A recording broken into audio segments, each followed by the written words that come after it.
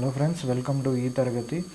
మనము ఈ 2020లో we have been through rough times and మనం ఏ పరిస్థితుల గుండా వెళ్ళాము in this 2020, what we have been through అనేది ఒకసారి చూసుకుందాం. అండ్ హౌ టు ఓవర్కమ్ ఈ 2021 మనం ఎంటర్ అవ్వబోతున్నాం. కాబట్టి మనము గవర్నమెంట్ ఎటువంటి చర్యలు తీసుకుంటే వీ కెన్ స్టాండ్ ఫామ్ అని ఈ జరిగిన ఇవన్నీ మనం ఓవర్కమ్ చేయగలము. What all the steps that need to be taken by government అనేది ఒకసారి చూసుకుందాం. ఫస్ట్ అండ్ ఫార్మోస్ట్ కోవిడ్ మనందరికీ తెలిసిందే. కోవిడ్ ద్వారా ఎంతోమంది మన భారతదేశం మాత్రమే కాదు throughout the world they have been suffered a lot and they are still suffering because of this Covid. And దీని ద్వారా ఎక్స్క్లూజివ్గా మన భారతదేశంలో మోర్ దెన్ 1 crore మంది దీని ద్వారా సఫర్ అయినారు. అండ్ డెత్స్ చూసుకుంటే దగ్గర 1.5 lakh దాకా డెత్స్ మనము నోటీస్ చేయగలము. 1.5 lakh వరకు డెత్స్ మనము చూస్తాం.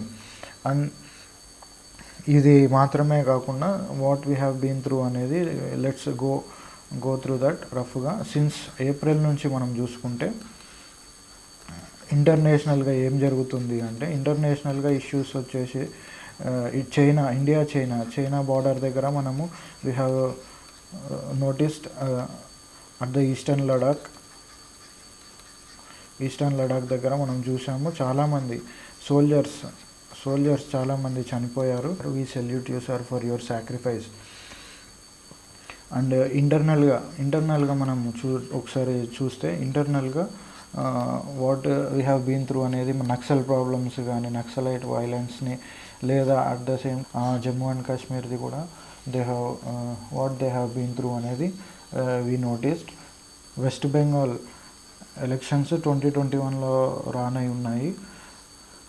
ఢిల్లీ కోల్కతా రిలేషన్స్ అనేవి అంత బాగా లేవు. సో దీనివల్ల ఇది ఏం రిఫ్లెక్ట్ చేస్తుందంటే మన ఫెడరలిజం అనేది చాలా దెబ్బతింటుంది. ఈ రిలేషన్స్ సరిగ్గా లేకపోవడం వల్ల సెంటర్కి between centre and the states ruled by the opposition parties అనేది కోఆపరేషన్ సరిగ్గా లేకపోవడం వల్ల మన ఫెడరలిజం అనేది చాలా దెబ్బతింటుంది. ఇంకా చూసుకుంటే పార్లమెంట్ అనేది తన రోల్ చాలా డిమినిష్ అవుతూ వస్తుంది. ఎందుకంటే దాని సెషన్స్ తీసివేయడం వల్ల కానీ ఇంకా వేరే ఇతర కారణాల వల్ల. యాక్చువల్లీ పార్లమెంట్ అనేది this is the place where the views of our citizens are being represented. మన సిటిజన్స్ యొక్క వ్యూస్ అన్నీ ఇక్కడ రిప్రజెంట్ అవుతాయి. బట్ దీని రోల్ అనేది మనము డిమినిష్ అవుతూ రావడం అనేది మనము నోటీస్ చేయగలము. ఇదే కాకుండా ఎకానమీ పరంగా చూసుకుంటే మన జీడిపి అనేది ఆల్మోస్ట్ 23% దాకా పడిపోతూ వస్తుంది.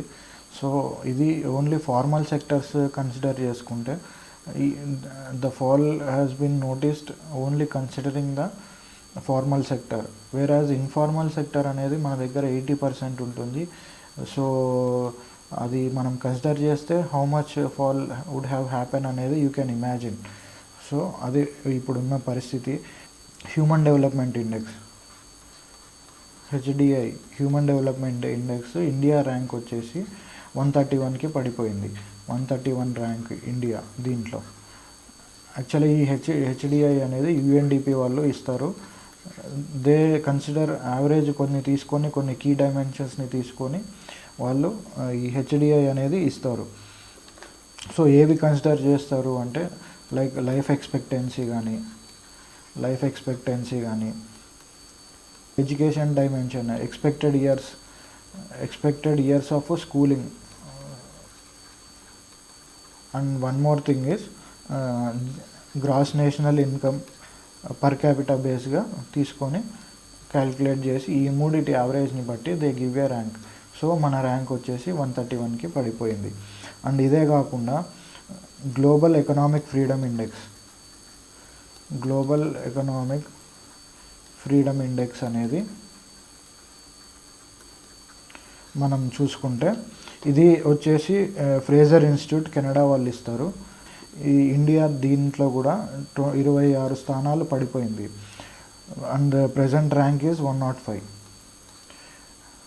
Which earlier stood as 79th. So ఇది పరిస్థితి. ఇది కూడా ఏవేవి కన్సిడర్ చేసుకొని ఇస్తుందంటే దే మెజర్ ఎకనామిక్ ఫ్రీడమ్ అనమాట. ఎకనామిక్ ఫ్రీడమ్ కానీ, ట్రేడ్ కానీ, ఇవన్నీ కన్సిడర్ చేసుకొని, ప్రాపర్టీ రైట్స్ ఇవన్నీ తీసుకొని వాళ్ళు కన్సిడరేషన్లోకి తీసుకొని they measure those things and give us a rank.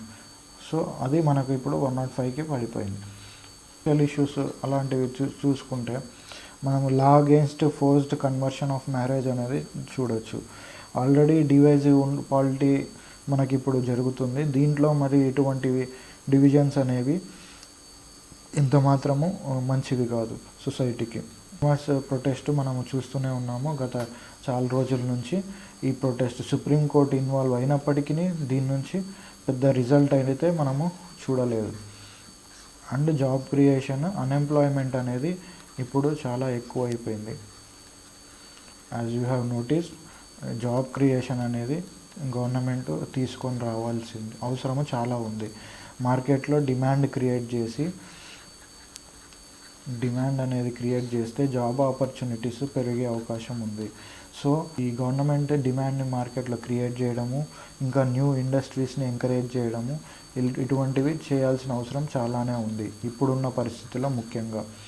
And restoring the confidence. ఇప్పుడు ఈ కాన్ఫిడెన్స్ని కింద రెస్టోర్ చేయకపోతే ఫెడరలిజం అనే బ్యాలెన్స్ అనేది మిస్ అవుతుంది. ఇది మన important feature of the constitution, federalism అనేది. సో ఈ బ్యాలెన్స్ అనేది మిస్ కావద్దు.